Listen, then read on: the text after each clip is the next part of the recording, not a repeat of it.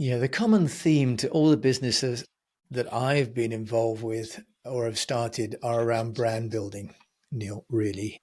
And the belief that I have that really all customer interactions with a company start with the brand. And so the businesses that I've started, the PR firm, car import, drink import, events, have all really started with thinking of a proposition. What would customers, clients like? And of course, that's in a way why AI is not going to take away from entrepreneurs. It will add for us because innovation and ideation are essentially human qualities. If you create a business, then you need to have an idea, but you also need to have systems to make that business grow. And the same is true with content. And now with AI, it's become, as you know, even easier.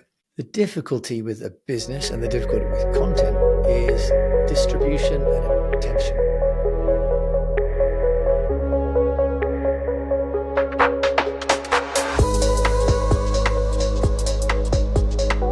Hey Jim, thank you so much for coming on Expanding Horizons. Welcome to the show.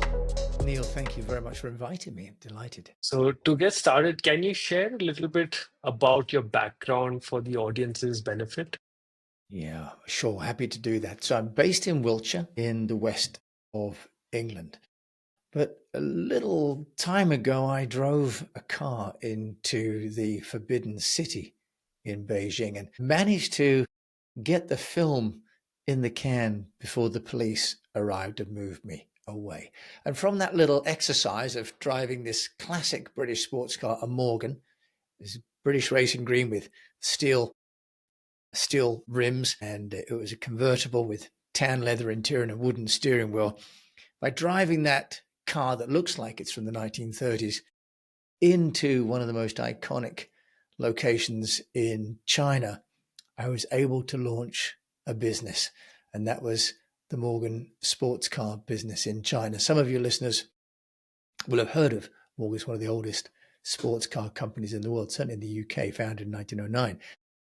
And I was able to launch that business in China by using really something that I've used throughout my life, which is an event, some kind of an opportunity to create a spectacle that doesn't cost anything, but that engages the imagination of the audience. I'd done the same in Singapore, where I started my first company in 1995 called EastWest Public Relations, which is actually still in operation today. And also, I opened an office in Bangalore, where you are, Neil, for the PR firm. And again, using publicity to drive business growth. And I've done that through my whole life. Now I'm back in Wiltshire, as I mentioned, a long kind of an odyssey, really, of going to Asia for 25 years and launching businesses in Singapore, China, and India. And now I run the Unnoticed Entrepreneur podcast and have 3 books published and really dedicated to helping the entrepreneur who deserves to get recognized for what they do to learn from other entrepreneurs the best way to get recognition without having to spend a lot of money. Thanks, Jim, for that introduction. So, you've mentioned your businesses in China, in Bangalore, so many global businesses that you've built and worked on. So, is there any thread that you see amongst all these businesses, and what are like some of your learnings from having built these? Yeah, the common theme to all the businesses that I've been involved with or have started are around brand building, Neil, really. And the belief that I have that really all customer interactions with a company start with the brand. And so the businesses that I've started, the PR firm, car import, drink import, events, have all really started with thinking of a proposition. What would customers, clients like? And in the case of, for example, my PR firm, it was all about access to Asia. It was all about helping people in the West access the opportunities in Asia in the 90s and 2000s. And so I've built businesses around brands and a proposition that I think that the client would need. And very simple, really. For example, like EastWest Public Relations, it was access to Asia. For the Morgan car business, it was all about a classic car that you can drive today. And for the business awards, it was all about British innovation, enterprise, and endeavor. So the common theme has really been about identifying one unique, like, sort of brand value that I think would resonate with the audience. And that's been the case in, let's say, Singapore, China, and India as well. And now back in the UK. That's very interesting. Do you find it there's a difference among consumers across different parts of the world? Like, is the brand building different, let's say in Bangalore, in China, back in the UK? Absolutely. It has nuances, and I've really focused on, I guess, brand building, the B2B and some B2C work. I think that everybody in every country has aspirations, right? Whether it's for wellness and health, for family, and so on, for happiness. So the human condition is probably universal. Different is our approach to attaining those things and the cultural background. So obviously, if we come from a place where the country already has wealth and already has maybe education and has health, for example, people are much closer to buying things that are real luxuries. And so the path from nearly having to having is much shorter.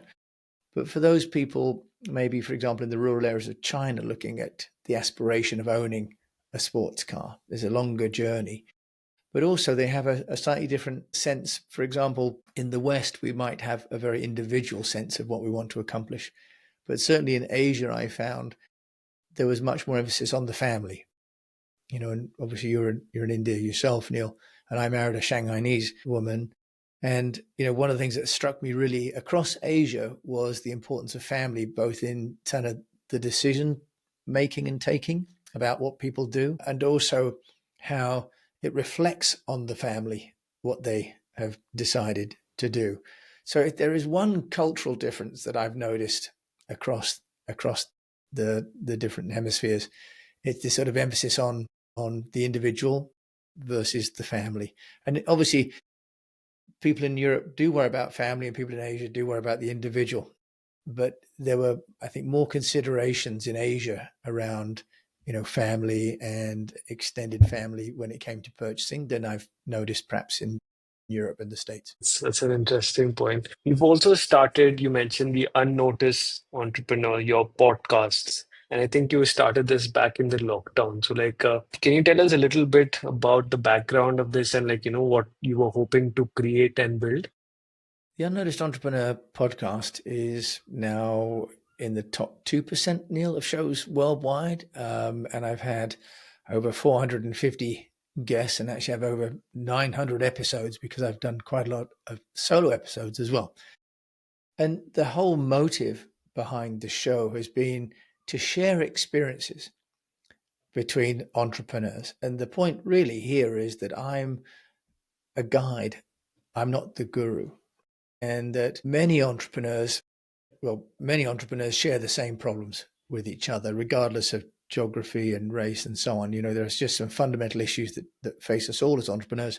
And I believe that the best way to solve those has been to get other entrepreneurs to share their stories and their solutions. And that's really been the driving force. And I've created all of these amazing interviews because of my guests. And then I've been able to reformat those into 3 books published by Wiley, the New York publishers. So I'm really delighted that the concept of sort of shared knowledge is really proven to be so powerful. Can you share a little bit about what has been some of the best episodes, perhaps, in the Unnoticed Entrepreneur, something that probably has stayed with you, a guest, or something that they have said? What are some of the memorable moments from your podcast? Neil, that's a tough one, over 450, because Yeah. what one doesn't want to do is just trying to remember the most recent ones, because when you get to my age, you do lose track a little bit. I think there are some common themes, perhaps first of all, to address. And for anyone, that's listening with us today, they are an entrepreneur. A common theme for all of the entrepreneurs that have succeeded is that they've engaged with their audiences. They've engaged with their potential customers before they thought of it, during, and as they were building their businesses. So that if there's a common theme amongst everybody, it's been that if you have an idea, it really can only be a business if other people are engaged with it, which makes sense because at some stage you're going to ask them to become a customer. So that will be a common theme. Another common theme is about being resourceful, that it's not about having resources, it's about being resourceful. And that can apply to money, things, but also to time.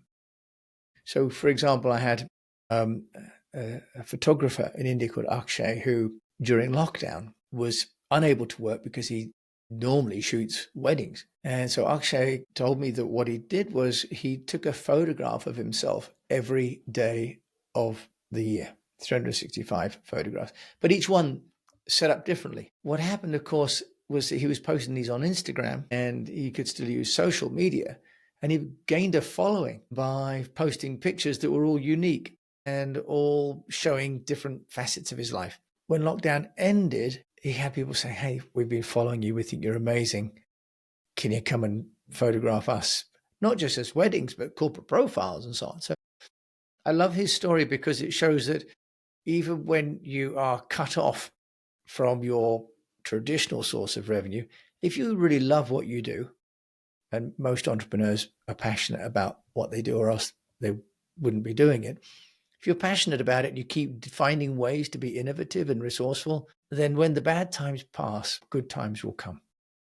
So that's one great story I think that should resonate with everybody because it has a universal appeal. Do you see similarities between content creation and entrepreneurship? Are there like common themes over there as well?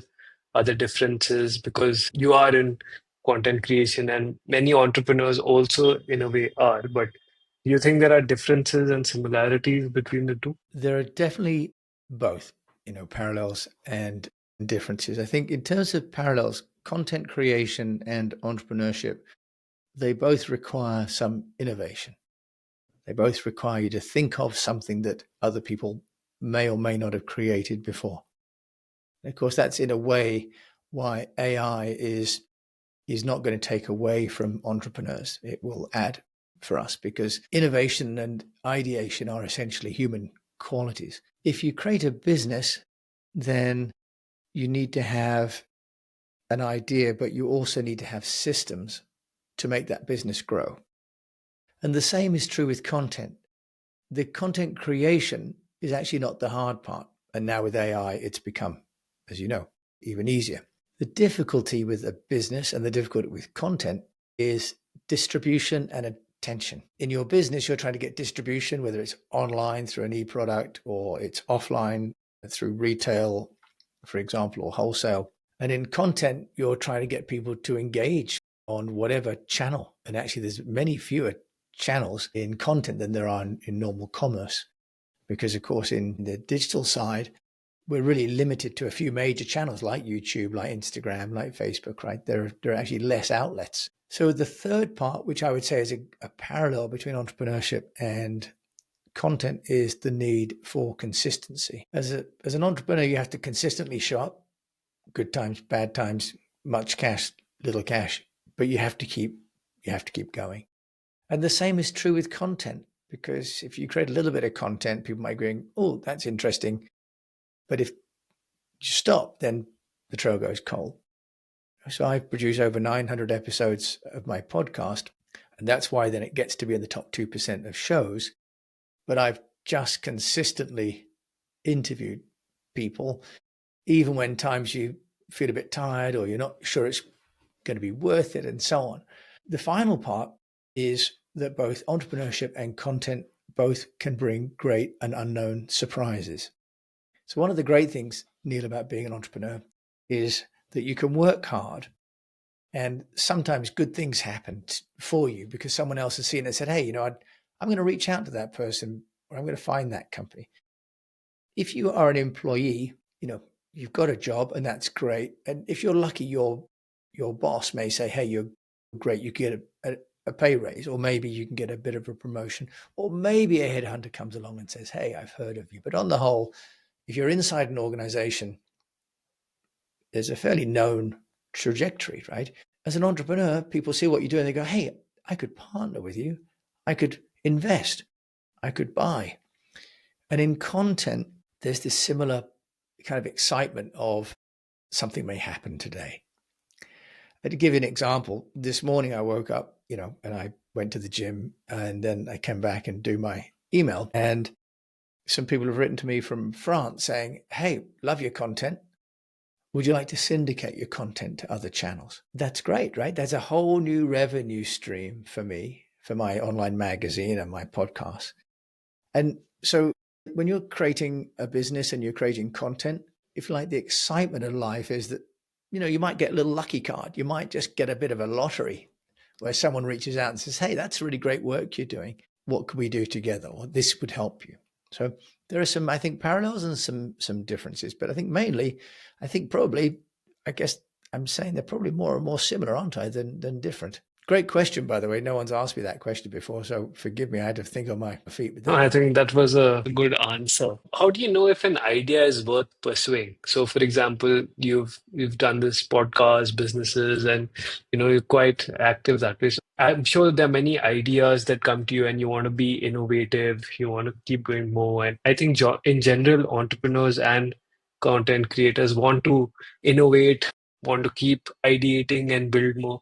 So, how do you decide which ideas are worth pursuing and which ideas are best, not used?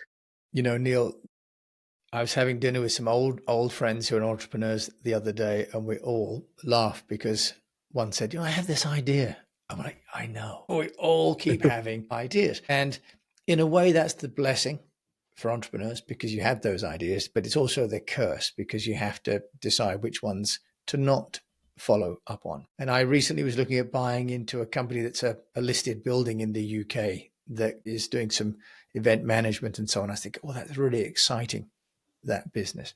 But I think what one has to do now, and maybe just the benefit of age, is to have a fairly rigorous approach to starting something, which is really now about thinking ahead to what the business might look like.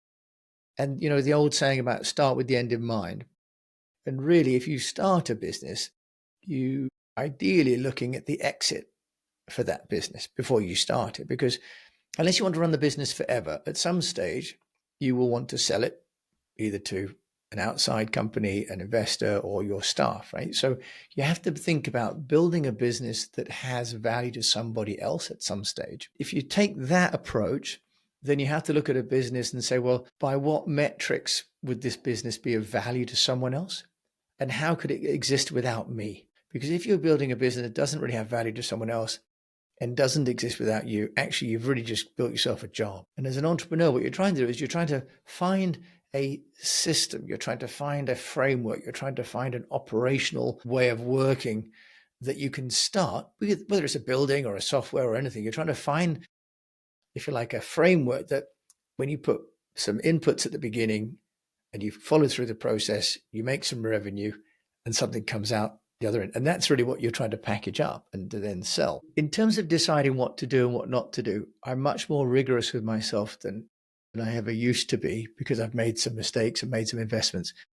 But if one approaches a new business with that set of metrics, like what are the limitations? What are the opportunities? And if I built this, who would buy it? Would it be another company in the space? Would it be a VC? Would it be the staff? If you can't think of who would buy it, or you can't think of why you wouldn't be mission critical, then it may not be a great business to start. The second part of your question, Neil, about to carry on or not, there's a great book by a woman called Annie Duke, and it's called Quit. Have you heard of it? No, I haven't. Okay, well, our listeners, I recommend it to you. But the long and the short of Quit is this example of in the Himalayas, it's called the 11 o'clock rule. The 11 o'clock rule in the Himalayas is that if you're climbing Everest and you haven't reached the summit by 11 o'clock, you need to turn down the slope and go back to base camp. And the reason for that is because if you haven't reached the summit by 11, it takes too long to get down and you'll be coming down in the dark. And more climbers die on the way down than on the way up. And they do that because they think, oh, I'm nearly there. I can get there. And they may summit at even 12, even 1 o'clock. Doesn't give them enough time to come down. Ironically enough, the climber who invented and coined the term, the 11 o'clock rule, broke his own rule, went to the summit after 11 o'clock and perished on the way down. That's the tragedy of it. But there are some times when you look at a business or a deal, and I had a legal case where we had to apply this logic, which is you might still be able to see the summit, but if you went for the summit, what resources would you expend? Time, money, energy. And you might get there, but you might not have enough time, money, and energy to get back down again or to take it to the next level.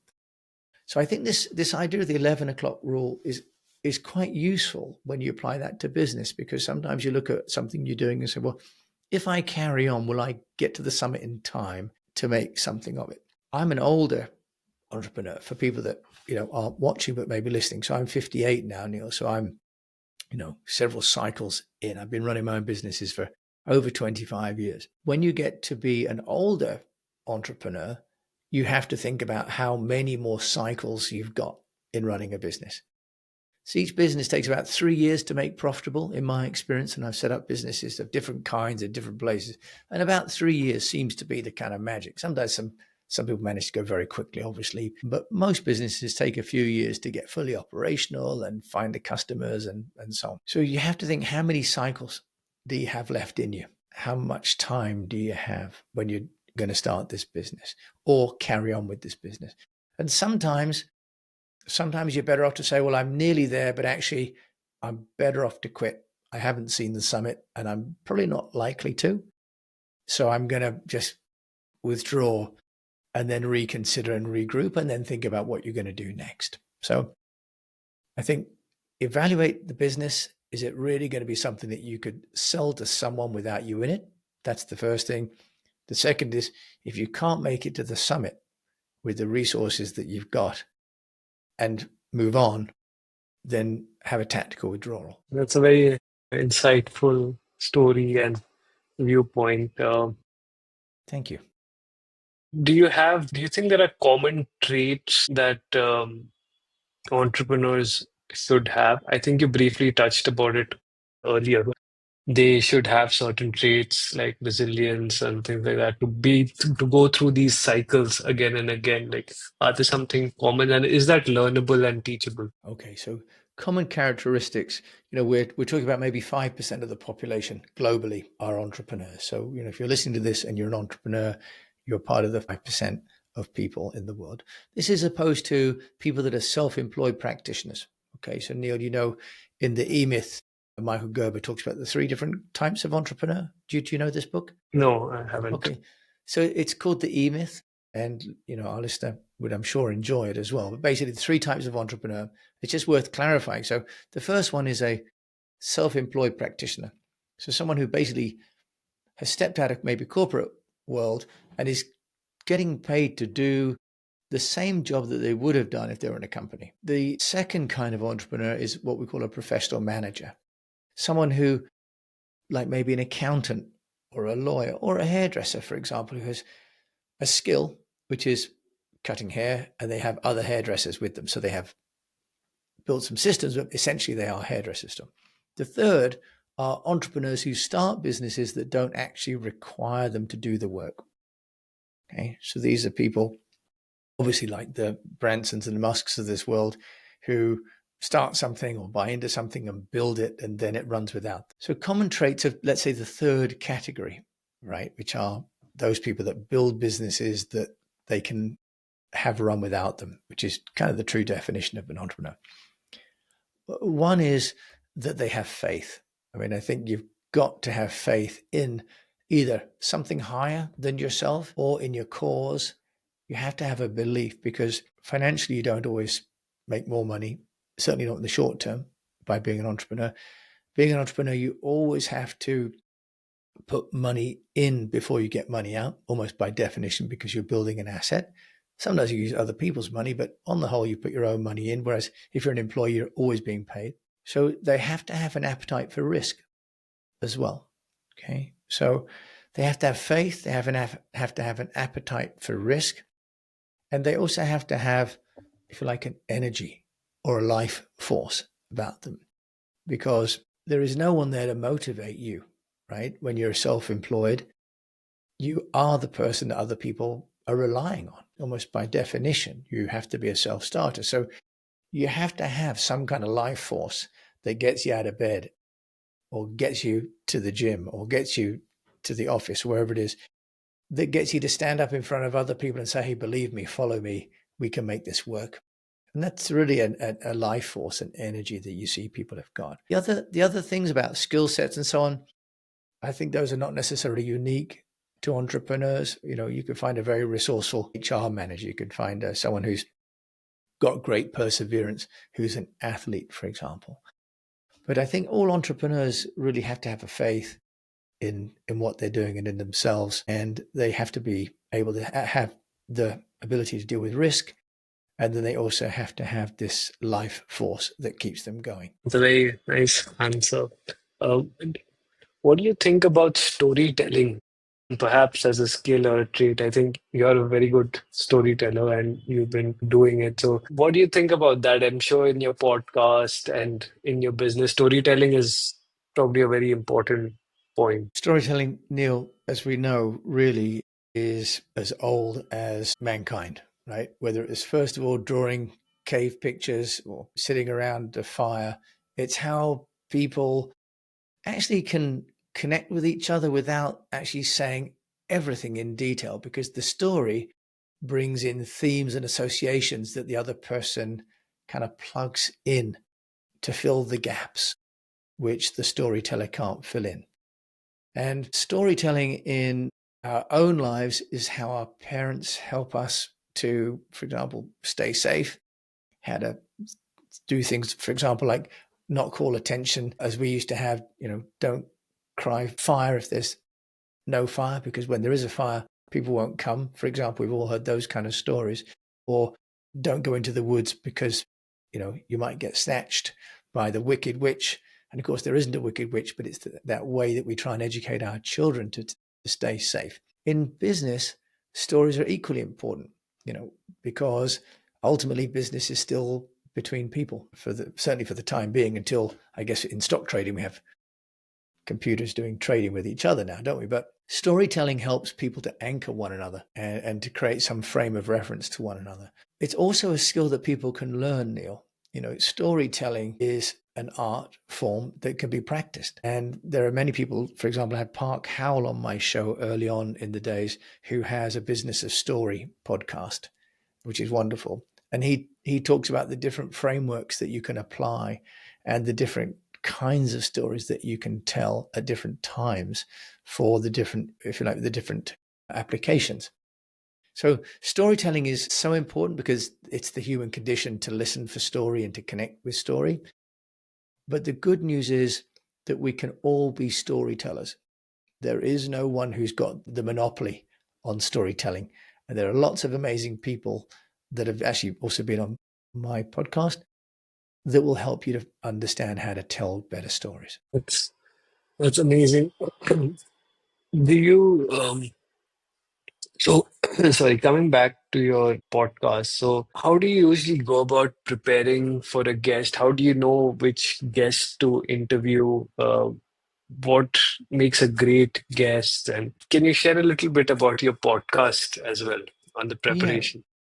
sure. So I think the first point about any podcast, and you have your own great podcast, it is that one has to understand who the audience is that you're aiming the podcast for. And the other is, in my particular case, the answers that I'm looking for. So let's be clear, some podcasts are consumer entertainment and some are informational and some are kind of selling, actually, right? But let's say that we've really got entertainment and information as the two different sides. So in a B2B podcast, it's probably going to be informational. And so in my case, as a B2B with the Unnoticed Entrepreneur, what I've been trying to do is to help my listener, who's an entrepreneur somewhere around the world, because I have a third Asia, third Europe, third America, is trying to help that audience to understand how they can overcome being overlooked. Okay, so I have a young lad called Odie who lives in Uganda, and he's helping refugees from Rwanda to learn how to start their own businesses. for example. Okay. So I think of someone like Odie, I go, okay, if I'm going to interview someone, what could Odie learn? What could he take away from this interview? So I enter those interviews with people that I've first of all thought, do they have a valuable story that Odie and Akshay and other listeners could get value from? So that's the first thing you have to do. And then I try and think of, if my listeners were in the room, if they're on the mic, what would they ask? So it comes back to that idea of me being the guide, not the guru, right? That my role as the host is to ask the kind of questions that my listener would like to ask if they had the opportunity to do that. I think if you take that approach as a host, then you're really a facilitator, Neil. You're really trying to host, in that sense, the conversation on behalf of others, not yourself. And then you're in service to the audience. And what you're also then trying to do is to be faithful for the guest, pardon me. You're trying to be faithful to the host to let them share their story, so that if they would need to connect with your audience, they can do that with their stories and their information. Got it. And do you see any common mistakes that perhaps guests and hosts make in podcasts? I'm afraid I do. So if you first of all take, let's say, the guests, there are a few areas here, Neil, and this is why I created actually a podcast guest course, and there are lots of these out there now, but they come down to a few. One is people coming onto a show having not paid any attention to the show in advance. They haven't necessarily listened and found out the audience and the topic and so on. Another is that they don't have their technical side set up. So you and I, we've got headset, we've got microphone, we've got lights, we've got camera. So the experience for the viewer or listener should be fantastic. They shouldn't be distracted by poor audio or poor video. And that often happens, remarkably. It does. And the final thing is when people don't have an offer, what can people get when they've been listening to the show? And so we can give them an offer at the end of this show. So we have on the guest side, we have, if you like, sort of being ill prepared from a story, content, and practical point, and also in terms of why someone should stick around. And from the host's perspective, if they're not really sure what they're looking to get from the guest, then the topics can just sort of meander. And I think for the listener, then they're not really sure where the conversation is going. And again, if it's entertainment, people are listening for one thing. And if it's information, they're looking for something else. So sometimes hosts are not sure. And so you can have a long 5-minute sort of discussion at the beginning that's not really getting into the topic. You did great. You were straight in. Let's talk about stuff. So recognizing that the audience have got other places to be and other things to do with their time is really, really important, both for the host and the guest. So I guess it comes down ultimately to the fact we have to respect that this is, I say it's a performance. It's not an interview. It's actually you and I have the privilege of having the time of our listener to share with us. And we have to do whatever we can to make that the best use of their time. Right. It's a good answer. Do you have a favorite podcast besides your own? I mean, do you have any podcast that you really love listening to or that comes to mind when someone asks you this? Yeah, that's a really good one because they're in kind of different genres, aren't they? Really. I think that the Economist podcasts are amazing because they deal very accurately with complex topics in a simple way consistently. I also like the Huberman Lab podcast because that's all about, health now as well. And I also quite like the Sanjay Gupta podcast on sort of general health. So I think that those would be some. I have to confess, I'm not listening to as many B2B podcasts as I used to, partly because some of it feels like the same kind of guests are being circulated a lot. And what we're finding is that because there are these podcast agencies, booking agencies, they're great, but they get the same people on all the shows. And so what's great about your podcast, for example, is you're getting guests that certainly I hadn't seen or heard before. And so that's the joy of podcasting, is discovering new ones. But So really, yeah, I think The Economist and The Huberman probably are two that I do listen to when I'm driving or walking the dog. That's really nice. You had briefly mentioned AI and digital and your digital twin at the earlier part of the show. So I wanted to ask you a little bit more about that and your thoughts around AI. So I noticed on your website you have created a digital twin. So can you share a little bit more about what that is and what your motivations were behind creating that? So the digital twin is really an opportunity to connect what I've learned and from all of these interviews and my years and my courses, to connect that content and those thoughts with whoever might need it, when they might need it, and wherever they might need it. Because someone like Odie, for example, he doesn't have a phone necessarily to call me. He is on a different site, different time zone. I have listeners and friends in America and Australia who may be able to get value from what I've learned and everything that I've got available in my archive, but they can't get hold of me, or maybe they just want a quick 5-minute chat. So the digital twin enables someone to communicate with my knowledge whenever they want to do that and from wherever at a time and place that's convenient for them. And this is a platform called Delphi, delphi.ai, and it basically indexes all the content. And what's different between Delphi and ChatGPT is a couple. One is that the Delphi is being trained on my personality as well. Okay, so it actually gets trained. You upload content, but also then you can type in the kind of behavior, the kind of answers, and can give certain kind of prompts and responses to people.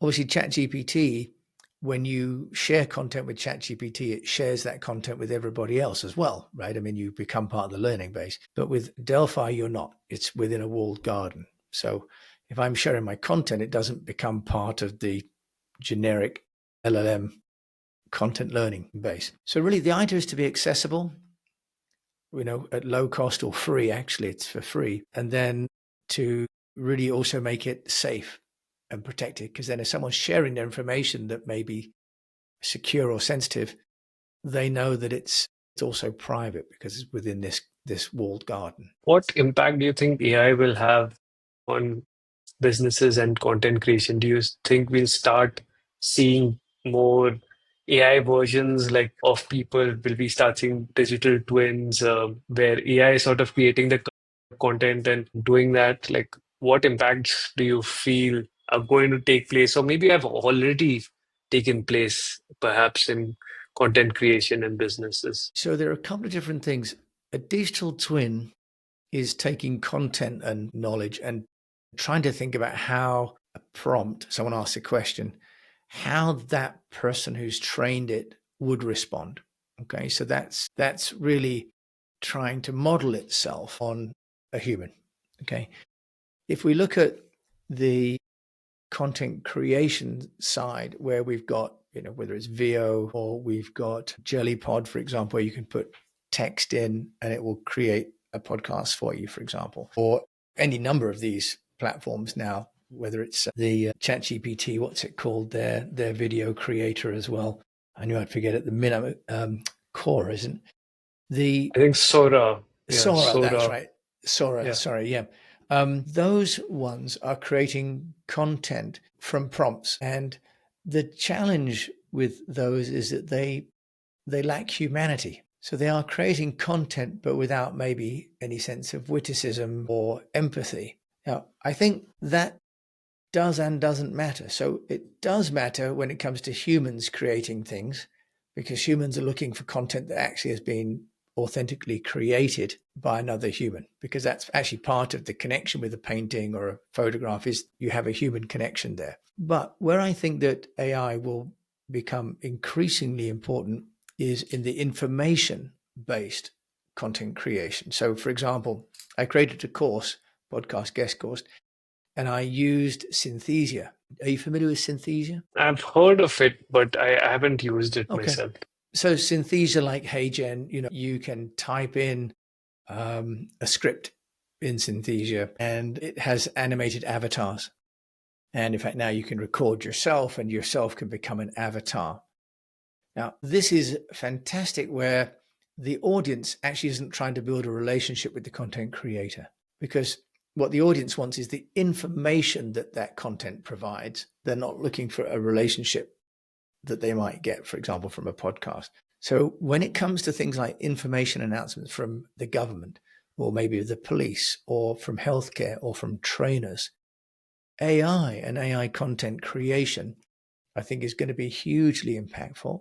And it already is, in fact, because I can create a content piece like my videos for podcast guests, and I can make it multilingual, for next to no money at all.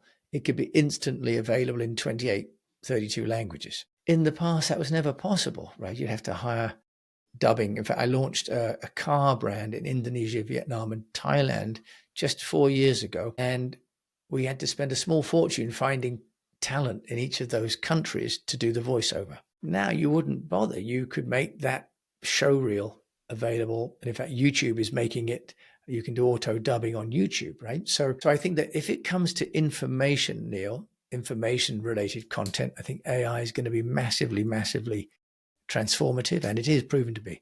The good news for humans is that humans still want to connect with authentic content, authentic articles, authentic videos, because that's the humanity that comes through when we create that content. And so I think it's not going to replace us. It's going to take some content creation away for sure, but it's going to also free us up to create other kinds of new content that's very exciting. Do you see an impact on businesses and entrepreneurship? Do you think like people will probably do more and maybe want to build more businesses, entrepreneurship, now that you have so many tools that are available at very low cost? Platforms, like Lovable are enabling people to do vibe coding and create applets, right? At next to no cost and almost next to no time. The desire to play with these tools and to try and build new business models seems to be infinite. But what you realize is that in the same way that if you learn the skill to cook a meal, it doesn't mean you have a restaurant. Just because you've learned how to put some ingredients together and you go, look, I've got the best laksa, for example, right? One of my favorite meals from Southeast Asia, right? Or a bindi or a curry of some kind. Just think about it, it makes me miss the food in Asia. Just because you can cook that dish doesn't mean to say that you have a restaurant. Just because you make the app that can connect the database to content and distribute it doesn't mean you've got a customer for that. It doesn't mean you've got a marketing channel for that. It doesn't mean you've got a customer support for that. So I think what we're going to find in the next couple of years is a whole bunch of wreckage on the internet, in the same way that in the atmosphere, we've got a satellite wreckage where people put them up there and then they kind of lost path. And I've seen a few apps already that I thought, that's a really good idea, but it doesn't work fully. And the payment gateway is broken, or the SMS gateway isn't integrated with Twilio, for example. So they started, but they ran out of money, or they ran out of ambition, or they ran out of the ability to scale. So Neil, I think that we're going to find a lot of people go, oh, wow, look, I could create the best ever chicken korma. And they've managed to make it. And then they go, but I can't fit anybody else in my bedroom. I can't fit anyone else. I don't have enough cutlery. So we are definitely seeing some people who are building great restaurants very quickly and becoming master chefs and figuring all that out. But I think we're going to see a lot of people spending a lot of time and money for which they get no recompense, because being an entrepreneur isn't just about building the app. It's about the persistence. It's about having the faith. It's about having other people follow you. It's about the risk appetite, right? It's about execution. So we're definitely going to see more people try, and that's brilliant. But I think we're going to see at the same time a lot more people fail. Yeah.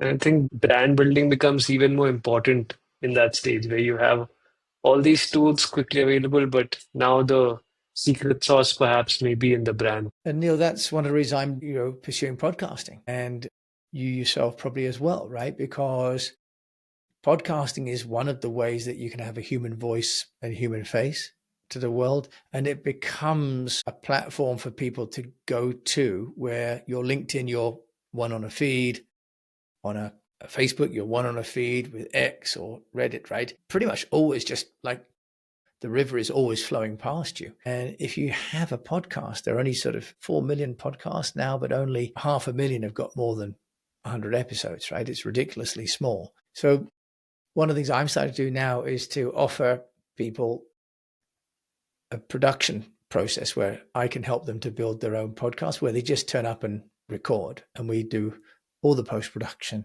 and all the marketing and help them to build a brand using podcasting, because the barriers to entry on podcasting have been quite high, the technical side and the promotion and the distribution. But the AI makes it much easier now for us to do that. So I think brand building, as you rightly say, is going to be key, both personal brand and company brand. But the platform that people use can't be social media alone. And because of AI and clickless search, right now we've got clickless search or search. Is it?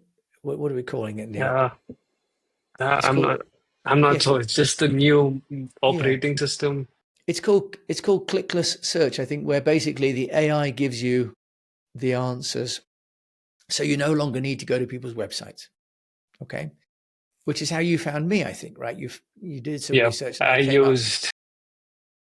used AI to like search and research guests, and your name came up, and so I think the AI identified you, and your work is appealing to AI.